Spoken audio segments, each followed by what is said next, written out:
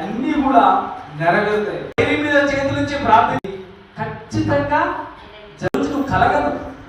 నువ్వు దాని గురించి పదే పదే ఆలోచించు. నువ్వు దాని గురించి ఏం చేయాలా? పదే పదే ప్రార్థన చేయి. అలా నువ్వు చేస్తే నీ దర్శనం ఒక దినాన నెరవేరుతుంది, తప్పకుండా జరుగుతుంది.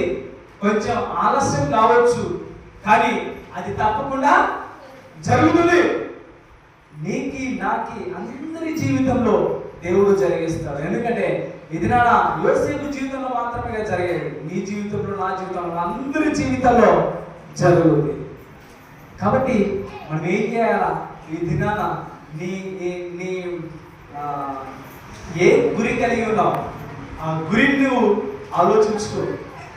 ఒకసారి నీ మైండ్లో నేనేం కావాలనుకుంటున్నానని చెప్పేసి ఆలోచించుకొని నేను ఇది కావాలనుకుంటున్నానని నోటి మీద రాసుకో. ఎందుకంటే మన అందరం కూడా ఏం చేస్తాం, ఏదో పని చేస్తున్నాం, వెళ్తున్నాం, తింటున్నాం, పోతున్నాం అని కాదు. కానీ అలా ఉండదు.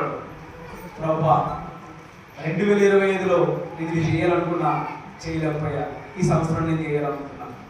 నేను 2025లో దేవుడికి నేను ఇవ్వాలనుకున్నా, దేవుడికి ఇది చేయించాలనుకున్నా, దేవుడికి ఇది ఇవ్వాలనుకున్నా, అయితే ఇవ్వలేకపోయినా. నేను 2026 ఇవ్వడానికి నాకు స్తోమతను ఇవ్వడు, నాకు ధనమును మీరు సమకూర్చారని చెప్పేసి ప్రార్థన చేయండి.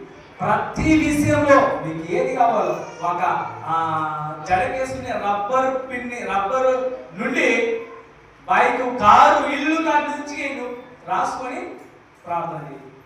అవన్నీ కూడా దేవుడు ఇచ్చే వ్యక్తిగా ఉన్నాడు. కాబట్టి అటువంటి దేవుడిని మనం ఆరాధిద్దాం, స్తుతిద్దాం, గణపడతాం. ఈ యొక్క చిన్న వాక్యంలో దేవుడు దీవించునుగాక.